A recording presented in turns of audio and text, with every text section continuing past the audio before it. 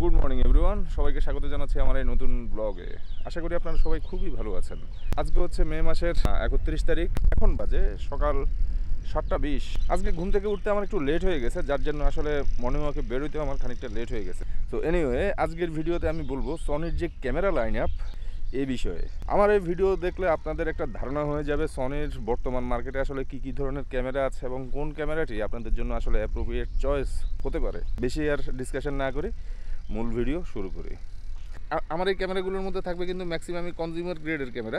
খুব highly professional অথবা pro গ্রেডের ক্যামেরা আমি আমার এই লিস্টে রাখবো না। আর দ্বিতীয় ব্যাপার হচ্ছে, প্রত্যেকটা ক্যামেরার স্পেসিফিকেশান ইন ডিটেলস আমি বলবো না, কারণ এগুলো যদি বলতে যাই ভিডিও অনেক বড় হয়ে যাবে আর সেটা নিশ্চয়ই ভালো হবে না, ঠিক না? তো যাই হোক, আমি আমার আলোচনার সুবিধার্থে সনির যে বর্তমান ক্যামেরা লাইন আপ আছে, টোটাল ক্যামেরা লাইন আপকে আমি 3টা ভাগে ভাগ করলাম। 1 ফিক্সড ফোকাল লেন্থের ক্যামেরা, 2 ক্রপ ক্যামেরা, আর 3 হচ্ছে ফুল ফ্রেম ক্যামেরা। তো ফিক্সড ফোকাল লেন্থের ক্যামেরাগুলোর মধ্যে যেগুলো আসলে খুবই কনজিউমার গ্রেডের বর্তমানে এবং স্পেশালি কন্টেন্ট ক্রিয়েটরদের উদ্দেশ্যে বানানো, সেগুলো হচ্ছে ZV-1, মানে যেটা অলমোস্ট 3 বছর আগে রিলিজ হয়েছিল। একেবারে ব্লগিং সেন্ট্রিক একটা ক্যামেরা, খুবই কিউট, খুবই ছোট এবং একেবারে পকেট ফ্রেন্ডলি। এই ক্যামেরাটার বিশেষত্ব হচ্ছে এই যে মার্কেটে এখন যতগুলো ব্লগিং সেন্ট্রিক ক্যামেরা আছে, যেমন ZV-E1, ZV-E10, মোটামুটি সবগুলোর আইডিয়া কিন্তু ZV-1 থেকে আসছে। হ্যাঁ, কী আছে ফিচার? অটো ডিফোকাস, তারপরে প্রোডাক্ট শোকেস, হ্যাঁ, বিল্ট ইন অ্যান্ডি ফিল্টার্স, আরও অন্যান্য অনেক ফিচার্স আছে যেগুলো আসলে সলো কন্টেন্ট ক্রিয়েটর যারা, তাদের জন্য অনেক হেল্পফুল। আর ZV-1 কিন্তু আসলে খুবই পকেট ফ্রেন্ডলি, তো যার কারণে আসলে আপনি ইজিলি এটা যে কোনো জায়গায় আপনি ক্যারি করতে পারবেন। ফিক্সড লেন্স, আমার যদি ভুল না হয় সেই লেন্সটা বেসিক্যালি জাইসের লেন্স।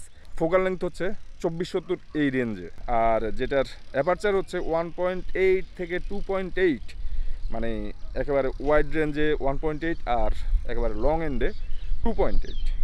এই ক্যামেরার মূল স্পেসিফিকেশান নিয়ে আমি যদি বলি, সেটা হচ্ছে কিন্তু এটা 1 ইঞ্চি সেন্সর এবং স্ট্যাক সেন্সর হওয়ার কারণে কোনো রকম রোলিং শাটার নাই।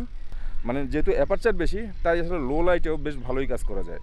কিছুটা ড্রব্যাক আছে, যেমন আপনি যদি 4K 30 FPS শ্যুট করেন, তবে সেক্ষেত্রে এটা বেশ ভালোই ক্রপ করবে। স্টেবিলাইজেশান যদি একেবারে অ্যাক্টিভ করে দেন, সেক্ষেত্রেও কিছুটা ক্রপ করবে। জিনিসটা খানিকটা আসলে হ্যান্ডহেল্ড ভিডিও করার ক্ষেত্রে কিছুটা ইউজলেস, তখন আপনাকে হয়তো বা হ্যান্ড গ্রিপ ইউজ করতে হইতে পারে। আর ব্যাটারি ছোট, ব্যাটারি ব্যাকআপ খুবই কম পাবেন। তো ZV সিরিজের সেকেন্ড ক্যামেরা হচ্ছে ZV-1 ভার্সন 2। এটা একটা কম্প্যাক্ট ক্যামেরা এবং পকেট ফ্রেন্ডলি একটা ক্যামেরা। এই ক্যামেরাটার সাথে কিন্তু ZV-1 ভার্সন 1-এর সাথেও বেশ ভালোই মিল আছে, যেমন বেসিক যে স্পেসিফিকেশান, যেমন product showcase, auto background defocus, এগুলো মোটামুটি সিমিলার। ব্যাটারি লাইফও মোটামুটি similar, built in anti filter আছে। তবে কিছু জিনিস চেঞ্জ আছে এখানে, যেমন ZV-1 ভার্সন 1-এ যেমন ছিল 24-70, আর ZV-1 ভার্সন 2-তে আমার যদি ভুল না হয়, তবে সেক্ষেত্রে এখানে পাবেন 16:35 এই রেশিওতে, অথবা 16:50 এই রেশিওতে। তো খানিকটা ওয়াইডার পাবেন, যার কারণে আপনি যখন স্টেবিলাইজেশনের কারণে ভার্সন 1-এর মতো ক্রপ হবে না। তবে কিছুটা ঝামেলা আছে, যেমন ZV-1 ভার্সন 1-এ যেমন অ্যাপারচার 1.8 থেকে 2.8, এই ZV-1 ভার্সন 2-তে অ্যাপারচার কিন্তু খানিকটা কম, যার কারণে আসলে লো লাইটে আপনি আগেরটার থেকে একটু বাজে রেজাল্ট পাবেন। আর built in anti filter, product showcase, এগুলো কিন্তু সেম টু সেম, সব কিছুই আছে। ব্যাটারি লাইফও সেম, যদিও ব্যাটারি লাইফ খুবই ডিসঅ্যাপয়েন্টিং এই দুইটা ক্যামেরার, কারণ খুবই ছোট ব্যাটারি, এই সাইজের এবং পাতলা।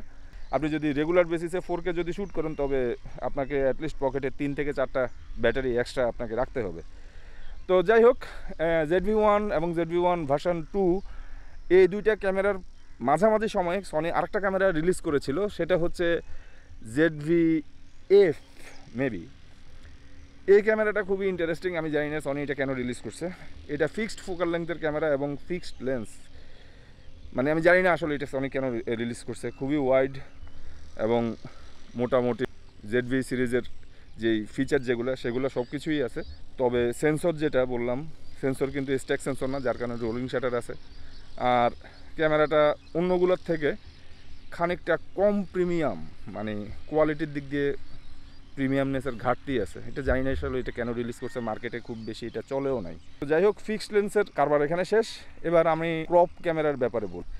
সনির ক্রপ ক্যামেরার মূল অ্যাডভেঞ্চারার জার্নি শুরু হয় আসলে সনি যখন 6000 সিরিজ রিলিজ করেছিল। আর এই 6000 সিরিজ অনেক দিন ধরে মার্কেটে আছে, ইভেন স্টিল নাও পর্যন্ত এটা মার্কেটে দাপিয়ে বেড়াচ্ছে। 6000 সিরিজের প্রথম যে ক্যামেরাটা সেটা হচ্ছে সনি A6000। এটা সেন্সরটা হচ্ছে 24 মেগাপিক্সেলের একটা সিমোস সেন্সর। আইএসও সেন্সিটিভিটি মোটামুটি খারাপ না, মোটামুটি ভালোই, মোটামুটি 24 মেগাপিক্সেলের আপনি মোটামুটি ফটোগ্রাফি করতে পারবের। আর আমার মেবি ভুল হতে পারে, 6000 মেবি 4K-তে শুটিং অপশন নাই, এই যে ম্যাক্সিমাম 1080p-তে আপনি শ্যুট করতে পারবেন। 6000-এর এই মডেলটা এখন মেবি ওরা প্রোডাকশানে যায় না, কারণ এটা অনেক ওল্ড। 6000-এর পরে সনি কিন্তু আরেকটা ক্যামেরা রিলিজ দেয়, সেটা হচ্ছে সনি A6300। এই ক্যামেরাটা স্পেশালি A6300 এটা কিন্তু বেশ লিজেন্ডারি ক্যামেরা। কেন বলতেছি, কারণ বাংলাদেশ এবং ইন্ডিয়ার অনেক বাঘা বাঘা ইউটিউবার A6300 এই ক্যামেরাটা তারা তাদের ইনিশিয়াল যে সেই সেট আপে কিন্তু এই ক্যামেরাটা ছিল। এই ক্যামেরাটার সেন্সরও কিন্তু সেম 24 মেগাপিক্সেলের একটা সিমোস সেন্সর, এই 6000-এর যেই সেন্সরটা। তবে এখানে কিন্তু আপনি 4K-তে ম্যাক্সিমাম 30 FPS-এ শ্যুট করতে পারবেন। কোনো রকম ভিডিও স্টেবিলাইজেশন নাই, বিল্ট ইন কোনো এনডি ফিল্টার নাই, মানে খুবই বেসিক একটা ক্যামেরা। সর্বোচ্চ 4K 30 FPS-এ আপনি শ্যুট করতে পারবেন। আর ফটোগ্রাফি আগেরটার মতো। আর যে মেনু সিস্টেমটা কিন্তু বর্তমান মেনু সিস্টেম না, এটা সনির ওল্ড মেনু সিস্টেম। আর এই ওল্ড মেনু সিস্টেমের ব্যাপারে আসলে কি বলবো, সেটা আসলে মোটামুটি সবাই। সো সনি A6300-এর কিছু ডিসঅ্যাডভান্টেজ ছিল, যেমন ওভারহিটিং ইস্যু ছিল এবং স্টেবিলাইজেশন ছিল না, সেটা তো একটু আগেই বললাম। ওভারহিটিং ইস্যুর কারণে আসলে কোনো সময় সেটা ঠিকঠাক মতো হয়তো বা 30 মিনিটের বেশি ওইটা হয়তো বা রেকর্ডিং করতেই পারতো না। যাই হোক, A6300-এর পরে সনি রিলিজ করে A6500। A6500 কিন্তু বেশ ইন্টারেস্টিং একটা ক্যামেরা, কারণ সনি A6300-এর যত রকম কমতি ছিল তারা A6500-এ দিয়ে দেয়। যেমন স্টেবিলিটি নিয়ে আসে, ফটোগ্রাফির কোয়ালিটি ভালো করে, মানে বডিটা আগের থেকে অনেক একটু বেশি প্রিমিয়াম করে।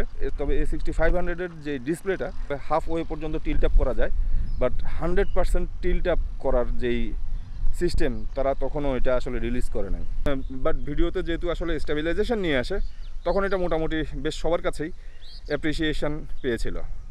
A6500-এর পরে সনি রিলিজ করে তাদের লিজেন্ডারি ক্যামেরা A6400। এই ক্যামেরায় A6500-এর যেই জিনিসের কমতি ছিল সেই জিনিসগুলো নিয়ে আসে, তবে কিছু জিনিস তারা আবার বাদ দিয়ে দেয়। সেন্সর, বডি ডিজাইন মোটামুটি সেম, সব কিছুই সেম।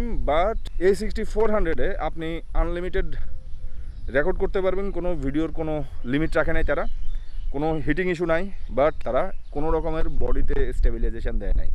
ডিসপ্লেটা 100% টিল্ট আপ করার ফ্যাসিলিটি দিয়ে দিছে, যার কারণে ব্লগাররা বেশ ভালোভাবেই আসলে এটা গ্রহণ করেছিল। A6400 রিলিজ হওয়ার পরে সনি রিলিজ করে A6600। A6600-এ সনি A6500 এবং A6400-এর সমস্ত জিনিস এখানে ইমপ্লিমেন্ট করছে এবং সাথে আরও কিছু অ্যাডভান্স ফিচার দিয়েছে। A6600-এ সনি তাদের যেই ফুল ফ্রেম ক্যামেরার ব্যাটারি FZ ব্যাটারি তারা তাদের ক্রপ বডিতে নিয়ে আসে, যার কারণে ব্যাটারি ব্যাকআপ কিন্তু অনেক বেড়ে গেছে।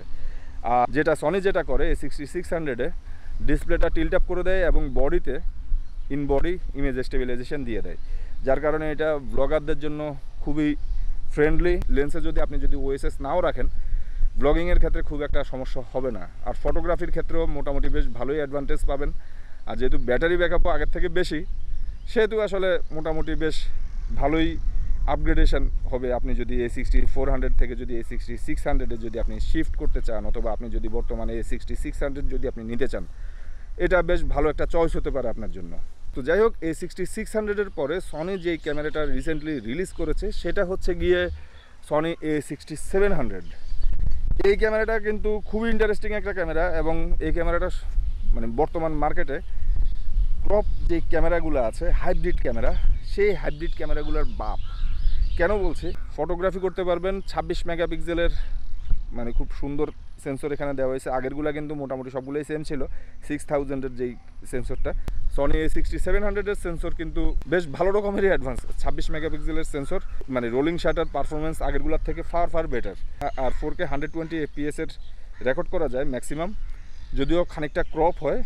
আর 4K 60 তো আছেই, সেই সাথে S-Log 3 এবং S-Cineton, তারপরে 10 বিট কালার প্রোফাইল, মানে কি নাই আসলে সনি A6700 সব কিছুই আছে।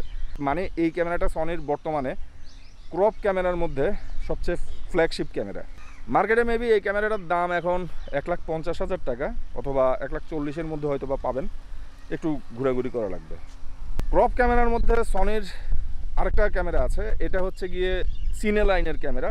যাদের মোটামুটি টার্গেট হচ্ছে আসলে সিনে লাইনে যাওয়ার টার্গেট করে এই ক্যামেরাটা বানানো। আর সেই ক্যামেরাটার নাম হচ্ছে সনি FX30 আর A6700-এর স্পেসিফিকেশন মোটামুটি সিমিলার। জাস্ট A6700 মোটামুটি হচ্ছে ফটোগ্রাফি সেন্ট্রিক, মানে A6700-এ আপনি র ছবি তুলতে পারবেন, বাট FX30-তে আপনি কিন্তু র ছবি তুলতে পারবেন না, আপনাকে জেপিজি নিয়েই সন্তুষ্ট থাকতে হবে। এবং FX30 কিন্তু টোটালি সিনেমাটোগ্রাফি করার একটা ক্যামেরা, জাস্ট ক্রপ ক্যামেরা। এই যেহেতু আসলে সিনেমা লাইনের ক্যামেরা, এই ক্যামেরায় কিন্তু কোনো রকমের আসলে ওভারহিটিং ইস্যু নাই, মানে কোনো রকমের প্যারা নাই আসলে ভিডিও করার সময়। আপনি একেবারে টপ নচ কোয়ালিটির ভিডিও করতে পারবেন। কিন্তু সো ক্রপ ক্যামেরাগুলোর কথা কিন্তু মোটামুটি বলা শেষ।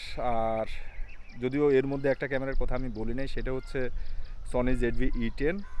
এই ক্যামেরাটা কিন্তু সনির প্রথমে যেই ক্যামেরাগুলোর কথা বললাম, যে সনি ZV-1, এই ক্যামেরাগুলোর ঠিক crop camera version.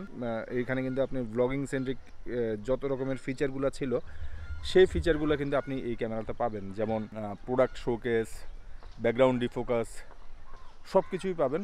Just crop camera যেগুলোর কথা বলছি একটু আগে, যেমন A6000 সিরিজের যতগুলো ক্যামেরার কথা বলছি, ইভেন A6700-এর পর্যন্ত, এই ক্যামেরাগুলোর থেকে কিন্তু বডি ডিজাইন ZV-E10-এর অনেক ছোট এবং মানে ব্লগিং ফ্রেন্ডলি এই ক্যামেরাটা। আর এই ক্যামেরার সেন্সর কিন্তু সনি A6000-এর সেন্সর, মানে এই সেন্সরটা ওল্ড, মানে A6000 থেকে A6600 পর্যন্ত যেই সেন্সর সনি ইউজ করছে, সেম সেন্সর কিন্তু সনি ZV-E10-এ ইউজ করছে। তবে মাথায় রাখতে হবে ZV-E10-এ কিন্তু কোনো রকমের EVF নাই, যার কারণে আপনি যদি ফটোগ্রাফি করতে চান এবং EVF যদি আপনার জন্য খুবই এসেনশিয়াল হয়, তবে কিন্তু আপনি সেটা পাচ্ছেন না ওইখানে। তো সনির ক্রপ বডি ক্যামেরার কথা বললাম, এখন বলবো সনির ফুল ফ্রেম ক্যামেরার কথা। সনির ফুল ফ্রেম ক্যামেরার মধ্যে কিন্তু অনেক ক্যামেরা আছে, যেমন Sony A7 Mark 1, A7 Mark 2, A7R Mark 1, A7R Mark 2, A7S Mark 1, Mark 2। এই ক্যামেরাগুলো অনেক ওল্ড, এই ক্যামেরাগুলোর কথা আমি বলবো না। আমি শুরু করছি A7 III দিয়ে, the legendary, the mighty camera off the world.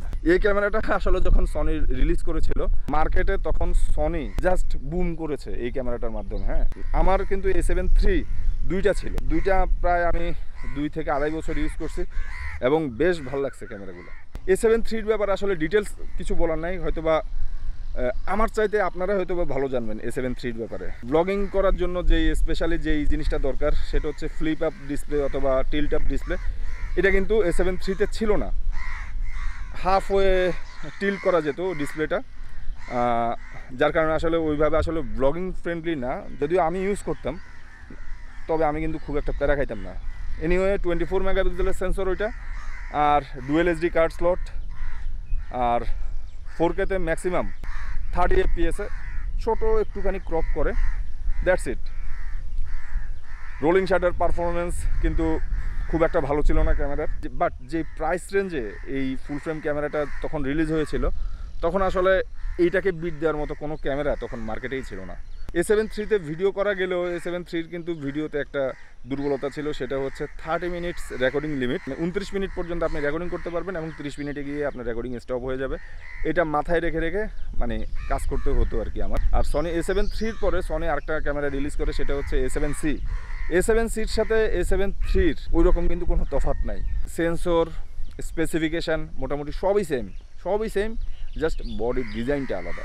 A7C মানে এই ক্যামেরাটা কম্প্যাক্ট ক্যামেরা, ছোট ক্যামেরা, এই জন্য এই ক্যামেরা কিন্তু ডুয়েল SD কার্ড স্লট নাই, সিঙ্গেল SD কার্ড স্লট। আর ISO রেঞ্জ মোটামুটি সেম, তবে যে জিনিসটা কম সেটা হচ্ছে গিয়ে শাটার স্পিড।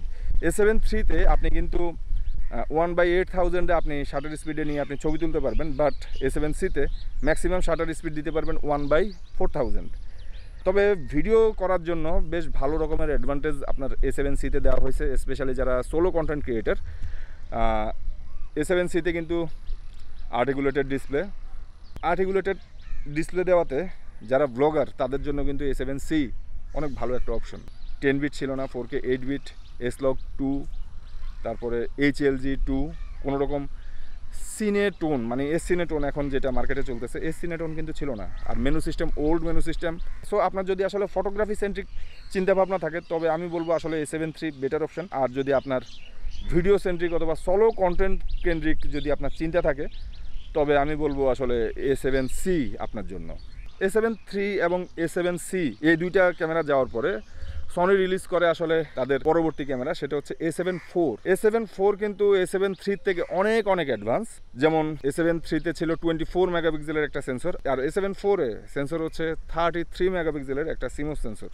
রোলিং শ্যাডোর পারফরমেন্স মোটামুটি আগেরটার মতোই, বাট এই ক্যামেরায় আপনি যে পারফরমেন্স পাবেন এটা জাস্ট মাথা খারাপ করে দেবে। যেমন 4K 60 FPS আপনি ম্যাক্সিমাম শ্যুট করতে পারবেন, বাট সেটা ক্রপ মোডে। তবে 10 বিট কালার প্রোফাইল আপনি পাবেন, S-Log3 পাবেন, S Cineton পাবেন, মানে কি নাই। আমি যদি বর্তমান সময়ে আমি যদি জাজ করি A7 IV হচ্ছে মার্কেটে এখন পর্যন্ত best hybrid camera. Body design A7S3 এবং Alpha 1 এই দুইটার মিক্স, মানে আপনি হাতে নিয়ে খুব প্রিমিয়াম একটা ফিল পাবেন A7 IV-এর যে বডিটা। A7 IV-এর অনেকেই আসলে বলছে ওভারহিটিং নিয়ে, বাট আমি বলবো ভাই আমি ওভারহিটিংয়ের কোনো প্রবলেম আমি পাই নাই। A7 IV আমার কাছে বেশ ভালোই লাগছিল। আর A7 IV-এর মেনু সিস্টেম কিন্তু অনেক অনেক অ্যাডভান্স, মানে আগের যেই ওল্ড মেনু সিস্টেম A7 IV-এর মধ্যে নাই। A7 IV-এর মেনু সিস্টেম কিন্তু তোমার নতুন মেনু সিস্টেম, আর এটা বেশ ইউজার ফ্রেন্ডলি। A7 IV-এর পরে সনি আরেকটা ক্যামেরা রিলিজ করে, সেটা হচ্ছে A7C Mark II। A7C Mark II এর সাথে কিন্তু A7 IV-এর মানে 80% মিল আছে, যেমনটা আসলে A7 III-র সাথে A7C-র মিল ছিল, A7 IV-এর সাথে A7C Mark II-এর ওই রকমই মিল। 33 মেগাপিক্সেলের সেন্সর, আর মেনু সিস্টেমও সেম, কিন্তু ওই যে শাটার স্পিড কম 1/4000, আর ডুয়েল SD কার্ড স্লটের জায়গায় single SD card slot, battery same, বডিটা ছোট, এই আর কি। ফুল সাইজ HDMI পোর্টের জায়গায় A7C Mark II-তে দেওয়া হয়েছে আসলে মিনি HDMI পোর্ট। A7 IV-এর চেয়ে কিন্তু A7C Mark II-এর ফোকাসিং সিস্টেমটা কিছুটা উন্নত, মানে ওভারহিটিং ইস্যুতে A7C Mark II-এর পারফরমেন্স A7 IV-এর থেকে বেটার। এর মাঝখানে সনি কিন্তু আরও বেশ কিছু ক্যামেরা সনির আছে, যেমন A7R3, A7R3A, A7R4, এ ধরনের অনেক ফ্ল্যাগশিপ ক্যামেরা আছে। সেই ক্যামেরাগুলোর ব্যাপারে আমি বললাম না, কারণ এই ক্যামেরাগুলো মূলত আসলে একেবারে টোটালি ফটোগ্রাফি সেন্ট্রিক ক্যামেরা। এরপরে যেই ক্যামেরাটা সনির আছে সেটা হচ্ছে A7S Mark III। এই ক্যামেরাটা 10 মেগাপিক্সেলের একটা সেন্সর, আর এই ক্যামেরাটা রিলিজ হয়েছিল অলমোস্ট 4 বছর আগে। ভিডিওর ক্ষেত্রে এই ক্যামেরাটাকে বিট দেওয়ার মতো ক্যামেরা মার্কেটে এখন পর্যন্ত কমই আছে। স্ট্যাক সেন্সর দেয় নাই, কিন্তু রোলিং শাটার পারফরমেন্স জাস্ট আগুনের মতো performance, low light performance just super duper. Okay, মানে কোনো রকম কমতি রাখে নাই। কিন্তু আপনি A7S III আপনি কিন্তু ফটোগ্রাফির জন্য ইউজ করতে পারবেন না। হ্যাঁ, ইউজ করতে পারবেন, থাম্বনেইলে আপনি দিতে পারবেন, বাট যেহেতু আসলে 12 মেগাপিক্সেলের ক্যামেরা, তাই আসলে এর A7S III-র ফটোগ্রাফি আপনি আসলে ওইভাবে প্রিন্ট করে আপনার দেয়ালে লাগাতে পারবেন না, জাস্ট সোশ্যাল মিডিয়া পর্যন্তই আপনি ইউজ করতে পারবেন। A7S III-র পরে যেই ক্যামেরাটা আমার পছন্দের তালিকায় সেটা হচ্ছে গিয়ে FX3। FX3 আর A7S III totally similar, specification অনুযায়ী টোটালি সিমিলার। জাস্ট FX3 হচ্ছে সিনে লাইনের ক্যামেরা, কোনো রকম ওভারহিটিং তো নাই, কোনো রকম ভিডিওতে কোনো রকম লিমিটেশন রাখে নাই। FX3 মূলত আসলে তাদের জন্য যারা আসলে কন্টেন্ট ক্রিয়েশন প্লাস মানে সিনেমা লাইনে যারা আসলে কাজ করতে চায় তাদের জন্য।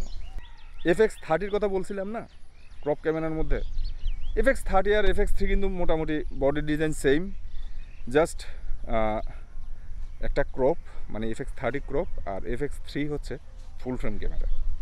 FX3 এবং A7S III-তে আপনি 4K 24, 4K 25, 4K 30, 4K 60 and maximum 4K 120 FPS-এ উইথ স্লাইটলি ক্রপ আপনি শ্যুট করতে পারবেন। 10 বিট কালার আছে, যার কারণে আপনি অ্যাগ্রেসিভ লেভেলের কালার ট্রিটমেন্ট করতে পারবেন আপনার ভিডিওতে।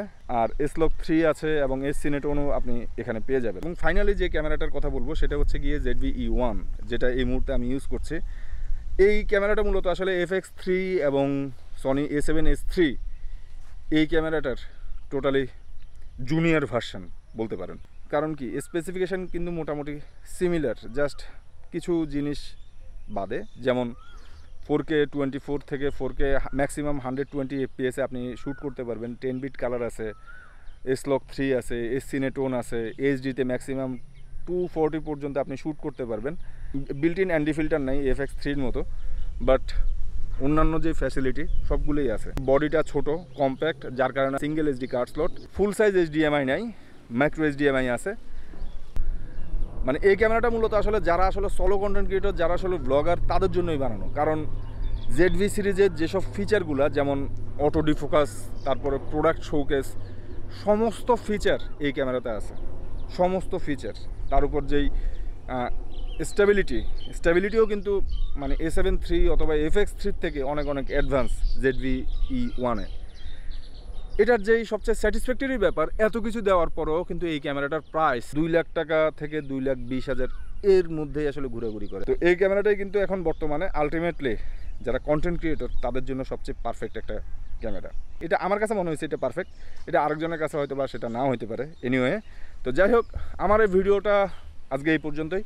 আশা করি আপনারা বুঝতে পারছেন। আজকে কিন্তু মে মাসের 31 তারিখ, আর এই ভিডিওটা আপনারা দেখতে পাবেন আগস্টের 2nd উইকে। এর মাঝখানে সনি যদি নতুন কোনো ক্যামেরা রিলিজ করে, সেই ক্যামেরা কিন্তু এই ভিডিওতে থাকবে না। যাই হোক, আপনাদের কন্টেন্ট ক্রিয়েশন জার্নি শুভ হোক।